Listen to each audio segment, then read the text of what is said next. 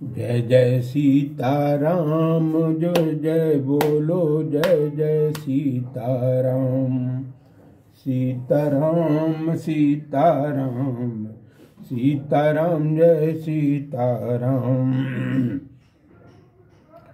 पिछली कथा में परशुराम जी का सर ये बात जान गए कि हमारे श्री राम जो हैं, जिनसे मेरा संवाद हो रहा है, वो परब्रह्म परमात्मा हैं। और उन परब्रह्म परमात्मा को जानकर गोस्वामी बाबा क्या कहते हैं कि जय रघुवंश बनज वन भानु, गहन दनुज कुल दहन किशानु। जय सुरभि प्रधेनु हितकारी, जय मदमोह कोह ब्रह्महारी। विनयशील करुणा गुण सागर, जयति बचन रचना तिनागर। सेवक सुखद सुभग सब अंगा, जय शरीर छवि कोटि अनंगा। करूं कहाँ मुख एक प्रशंसा, जय महेश मन मानस हंसा। अनुचित बहुत कहो अज्ञाता, क्षमो क्षमा मंदिर दो भ्राता। कह जय जय जय रघुकुल के तू, और भृगुपति गए बने तप हेतु। इस प्रकार की भावना व्यक्त करते हुए श्री परशुराम जी महाराज कह रहे हैं कि परशुराम जी अपनी वाणी में कह रहे हैं कि हे रघुवंश के कमल के सूर्य, आपकी जय हो।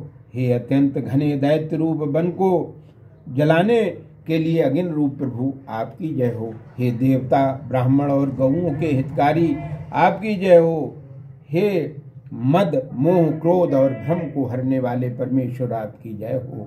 हे विनम्रताशील करुणा आदि गुणों से सागर और वचन रचना में अत्यंत कुशल परमेश्वर, आपकी जय हो। हे सेवकों को सुख देने वाले, हे सर्वांग सुंदर करोड़ों कामदेवों के समान छब से युक्त शरीर वाले परमात्मा, आपकी जय हो। मैं मुख से आपकी प्रशंसा कैसे करूं कि हे शिव जी के मन रूप मानस सरोवर के हंस, आपकी जय हो। मैंने आपको ना जानकर बहुत अनुचित कहा है। हे क्षमा के मंदिर दोनों भ्राता श्री राम और लक्ष्मण जी, मैं आपसे क्षमा प्रार्थना मांग रहा हूँ। हे रघुकुल के पताका स्वरूप श्री राम जी, आपकी जय हो। इस प्रकार 9 बार जय कहकर भृगुकुल के स्वामी परशुराम जी ने तपस्या के लिए वन के लिए चले गए।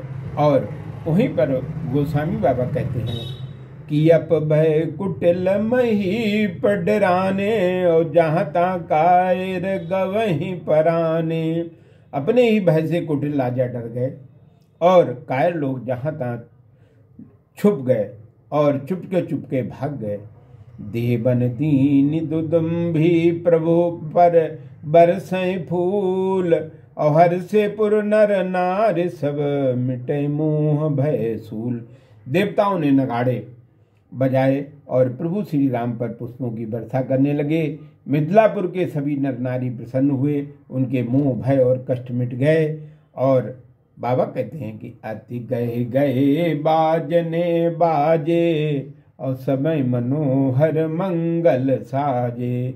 जूथ जूथ मिल सुमख सुनैनी, और करही गान कल को किल बैनी। मिथिला में अत्यंत घने मंगल वाद्य बजने लगे। सभी ने सुंदर मंगल सजाए। यूथ जवान मिलकर सुंदर मुखों वाली, सुंदर नेत्रों वाली, कोकिल के समान बोलने वाली मिथिला की नारियां मंगल गीत गाने लगीं। और सुख विदेही कर बरन न जाई, और जन्म दरिद्र मनो निधि पाई। विगत त्रास भय सीय सुखारी, जन विदुदय चकोर कुमारी। जनक जी के मुख का वर्णन नहीं किया जा सकता है। वे इतने प्रसन्न हुए मानो जन्मजात दरिद्र ने निधि माने खजाना प्राप्त कर लिया हो। परशुराम जी का त्रास नष्ट हुआ। सीता जी सुखी हुई मानो चंद्रमा के उदय होने पर चकोर बहुत ही कुमारी प्रसन्न हो गई हो। जनक कीन कौशिक कहीं प्रणामा, प्रभु प्रसाद धन भंज हु रामा। मुहि कृत कृत्य कीन दुय भाई, अब जो चित सो कहो गुसाई। जनक जी ने विश्वामित्र जी के प्रणाम किया और कहा कि हे प्रभु, आपके प्रसाद से श्री राम जी ने धनुष तोड़ा, अथवा आपकी प्रसन्नता के लिए प्रभु श्री राम ने धनुष तोड़ा, अर्थात शिव जी प्रभु श्री राम के संकल्प मात्र से धनुष टूट गया। सीता जी तो उनकी शाश्वत धर्मपत्नी हैं, पर प्रभु ने धनुर्भंग लीला आपकी प्रसन्नता के लिए की। हे स्वामी, दोनों भाई श्री राम लक्ष्मण ने आज मुझे कृतकृत्य कर दिया, क्योंकि परशुराम जी मदभंग प्रसंग से मुझे धनुष के क्षरत्व का, श्री लक्ष्मण के अक्षरत्व का और श्री राम के पुरुषोत्तत्व का ज्ञान हो गया, अतः मैं कृतकृत्य हो गया। अब मेरे लिए उचित कर्तव्य हो वो आप कहें। कहे मुनि सुने कहे मुनि सुने नरनाथ प्रवीणा, और रहा विवाह चाप आधीना। टूटत ही धन भयो विभाऊ, सुर नर नांग विदित सब काहू। मुनि विश्वामित्र जी ने कहा, हे चतुर नरेश जनक जी, सुनिए, आपकी प्रतिज्ञा के अनुसार सीता जी का विवाह धनुष के अधीन था। धनुष के टूटते ही भगवती सीता जी का भगवान श्री राम से विवाह हो गया। ये तथ्य देवताओं और मुनियों और नागों को ज्ञात हो चुका है, फिर भी सीताराम जी नर लीला में हैं और अतएव नरलोक के सुख के लिए वैदिक विवाह विधि होनी ही चाहिए।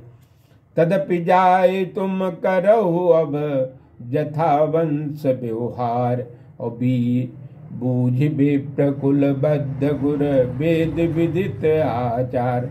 फिर भी यहाँ से जाकर तुम ब्राह्मणों कुल के वृद्धों अपने कुलगुरु याज्ञवल्क्य जी और सतानंद जी से पूछकर जिस प्रकार तुम्हारे वंश का व्यवहार हो और जिस प्रकार वेदों में विदित ब्राह्मण विवाह का आचार हो, उस पद्धति से वह सब करो।